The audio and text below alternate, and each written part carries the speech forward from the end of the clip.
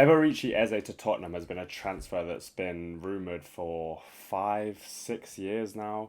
Ever since he was at QPR, Spurs have been clearly interested in the player.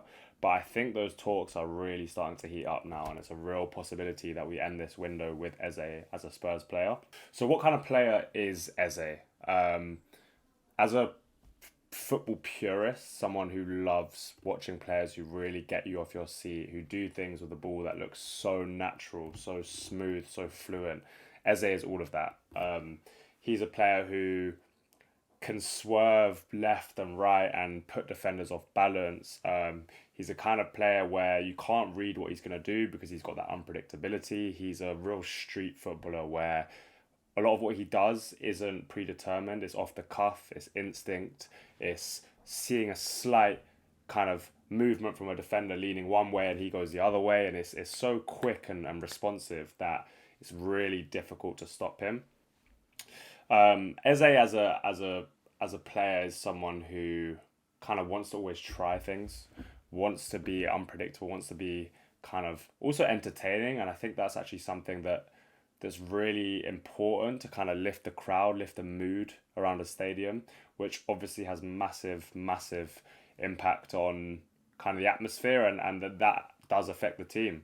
In terms of kind of his best position, I think you're looking at someone who operates best in kind of that left half space, whether that's kind of being in the 10 and moving over there or being out left and then moving in field. I think that's where he operates best. But I think as he's joined Palace, he's really matured. And I think when he first joined, it was a lot about kind of being that entertaining player. And I think the question was always going to be, can he improve his output and be that kind of entertainer alongside an efficient kind of scorer of goals and creator of goals. And I think he has started to really add that. And he's become sort of Palace's talisman over the last couple of years. I think what is so good about him is the ability to unsettle defenders and really put them on the back foot. There's certain players that you look at and it's almost as if time slows down when they get the ball. I think Cole Palmer is a great example of this, where they get the ball in the most congested areas, but suddenly everything seems to slow down. Whereas for a lot of players, it's very chaotic in that space. For these players, it's because no one wants to make a move. The defenders are sort of frozen by the fact that they're terrified of, if they make one move, then the attacker's going to go the other way. And the best players always have this trait. Messi had it, of course, and those kind of players where, yeah, the defenders look like they're stuck. And then that kind of gives the momentum to the attacker, and it kind of puts them in the lead of, okay, I'm going to decide what we do here. You're not going to be led down one way by a defender. You're not going to be kind of shown away from goal. I can go whichever way I want because I'm that good that any little slight movement, I'll go the other way. I lead this kind of duel, and I think Eze really has that, and that is such a powerful skill to have in terms of creating chances. And so yeah, I think Eze is a proper footballer and someone who would, I mean, be an unreal player to watch week in, week out, and that's something I've missed going to games for so long, is having that real entertainer, I guess. But I wanna talk about where he would kind of fit in the team. So obviously it's been clear that we've been crying out for a number 10 in the squad, obviously ever since Kulusevski, getting injured meant that we needed someone to really take minutes off Maddison with his kind of injury record. And then now he's obviously got that serious injury, which he's had surgery for. And so we're left without a 10 at the moment. And so I think while Eze's played a lot of minutes out there, I do think he would come into Spurs and play as a number 10. So what does Eze provide in a number 10 role? Well, obviously we've spoken a lot about Frank's number 10 really needing to help in progression because of that lack of passing ability from deep areas. And while I think Eze can do this, particularly in the left sort of half space, I don't think this necessarily suits him best. I do think he's a very final third centric player. I don't think he quite has the explosiveness to really get us from this area all the way into here and then still be at his creative best. I think that requires a bit more of a physical profile. While I think he is explosive over the first few yards, it's a lot about kind of the body position rather than that pure athleticism. But I don't think it's like impossible for him to do that, especially if kind of when he does get it here, he plays a bit slower. So maybe he, instead of kind of carrying it directly, he plays out wide, and then he gets time to kind of get up the pitch. And I think having two wingers in Kudus and potentially Odebear or whoever's playing on the left, being able to retain possession, that gives him time to make his run into the final third where he can then be at his creative best. I think if we put an opposition in, we can kind of see the type of positions we want him to pick up. I think where Eze is most effective is this sort of left half space here, because he kind of travels in here and then is able to kind of weave in and out, and whether that's the ability to get into these areas and get shots off, or whether that's kind of getting into here and then dribbling down the sort of left channel, because he's got a really good ability actually, which I think I need to touch on, is that he's actually good at kind of cutting inside and then faking back out to the left, driving to the byline and putting in really dangerous left-footed crosses. And I think that's an underrated part of his game, because obviously we assume that a right-footed player coming from the left flank is always going to cut in, but Eze is actually good at kind of faking to come inside and then going down the line and whipping across in, and he's got the ability to drop a shoulder and accelerate in that way. But I think his optimal zone is this sort of area, which I think creates a little bit of an issue. Not a major issue, and not something that isn't kind of fixable. But I think we then are going to kind of, because he's such a roaming player and he constantly wants to get around the pitch and affect the game in sort of some of these areas, potentially down here. He might occasionally come deep and get the ball here. He really wants to roam. He's a player who wants freedom.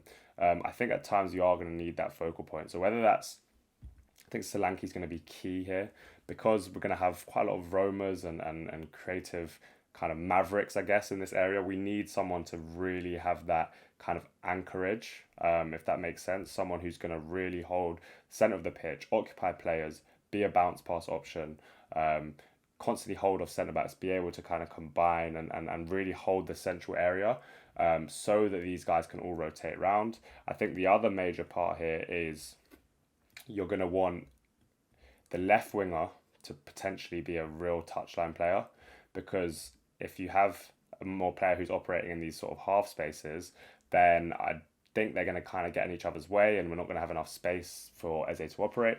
So you really want the pitch to be stretched. They put out players there, and then you get this kind of open space for a player like Eze to kind of operate in this left half space. I think the other thing that we're going to need is probably Kudus to play a bit more narrow. And obviously we know Kudus is very good 1v1, but he's also really good in these sorts of areas. Being a left footer, being so good at kind of tight dribbling, keeping the ball close, good combinations. He's also got a decent strike on him if he can get in these areas. Because if we're going to have sort of Odebear out there, Eze kind of in this half space, then if Kudus is also a touchline winger, that distance is too far. He's going to be out of the game. So we want him to kind of operate here, which potentially means that the width is going to come from the fullback. And obviously we've seen Porro play narrow a lot of this time, but whether it's Porro or if it's Spence, they're going to have to kind of provide the width here if this is the case, because I think Kudus, to get in the game, is going to have to play a bit more narrow. So that is a thing to be wary of, and obviously that might affect Udogi's game, where maybe Udogi plays a bit more narrow, and I think Udogi is good in these areas at receiving kind of centrally, because he's got such good press resistance. He's really strong, really comfortable taking the ball kind of back to goal at times, and holding off defenders. And he also has a real good ability to time underlaps, Udogi. So I think if Eze does kind of get in this area and Udogi's kind of hovering around here, and Eze does then maybe cut in, and you suddenly get this late run from Udogi kind of in this sort of channel, Eze can really find him there. And I think Udogi's got great timing that we haven't used enough of. And if the winger's kind of really holding the width to kind of get players out the game, that can create a spare passing lane for someone like Udogi to operate. Spence as well, I think would be really good at that. So that is something definitely to think about. And whoever that touchline winger is, Eze will also want to link up with them. So Eze kind of, with his carrying ability, with his ability to beat players, might attract kind of 1, 2, and then we have this player out here, isolated with their fullback, they can go at their fullback and get to the byline. I think one of the things I need to touch on as well with Eze is his goal scoring, which we're definitely going to miss, and something that we really need to get in our team. Eze has good ball striking from range, so I think that's one thing about him, is that he can shoot on the run really well. So after he does carry it from kind of these areas, he doesn't need to slow down and set up his shot. It's kind of instinctive, quick, no backlift, fire all kinds of shots. Like he can bend it for our corner, he can go power, kind of more near post. And that is also going to kind of attract players because they're going to want to get those blocks in. And again, then that passing option comes. And he's someone who wants to play for the team. So while his shot volume has been really high at Palace, I think that's more situational. After watching more of his tape, I think he is kind of their talisman, and he wants to kind of constantly shoot. And I think they have less options as well because they're playing in a more transitional way. So I think that's part of the reason he's had such high shot volume. But his ability to kind of make the right decision here is going to be really good. And I think this left winger will really kind of, it won't be a touchline winger who's just standing there to stretch the pitch. I think Eze will be really connected with them and be able to supply them really well. And then kind of this dynamic here of kind of two players who can anchor really well. You might have Sarr instead of Bentancur at times, and those players can kind of give the freedom to these two to just work their magic. And these kind of triangles are really nice, and I think Kudus and Eze in tight areas is going to be really, really effective. Kudus kind of, obviously we know how well he handles contact, so even if there's like these two players on him, he can kind of get out of that and kind of drive down the line or bend shots in. And I think that kind of pivot is going to be really useful to provide protection there.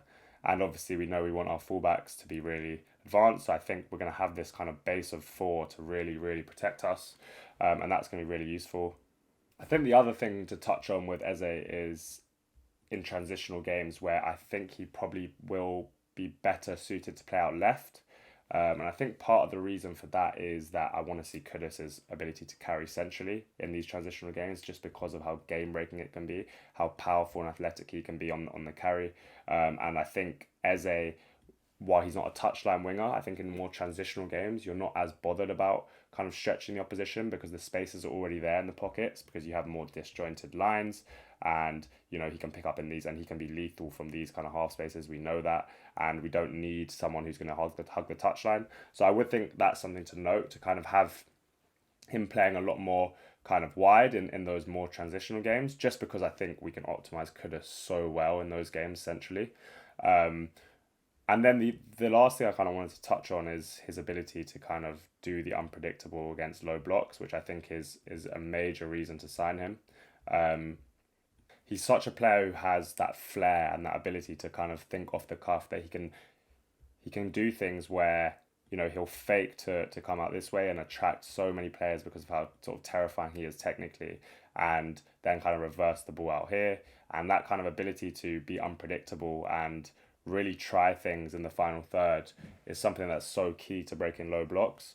And I think the last thing as well is his ability to shoot from range, because often these low blocks, they want to be deep, they want to be structured, and they can sometimes, as they get more tired, be slow to close down, and that can obviously create these shooting opportunities from range. And I think Eze is a great shooter from range. He's got all kinds of shots in his locker. Got that whip shot, the more powerful shot, as I've said.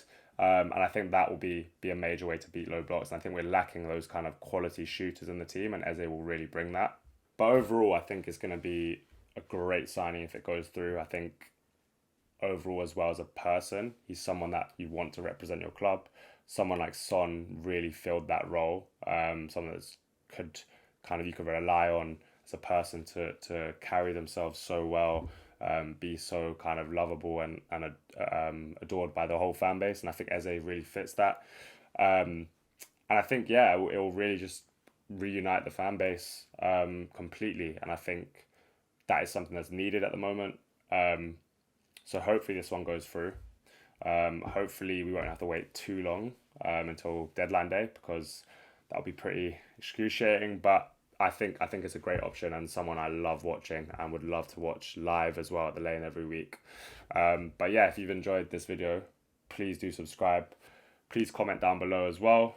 And like the video too. Let me know what you want to see next and what other signing you'd like to see as well as Eze, because we've been rumoured to have interest in other players like Savinho. Please also look out for the new podcast that will be coming out weekly. And yeah, come on, you Spurs.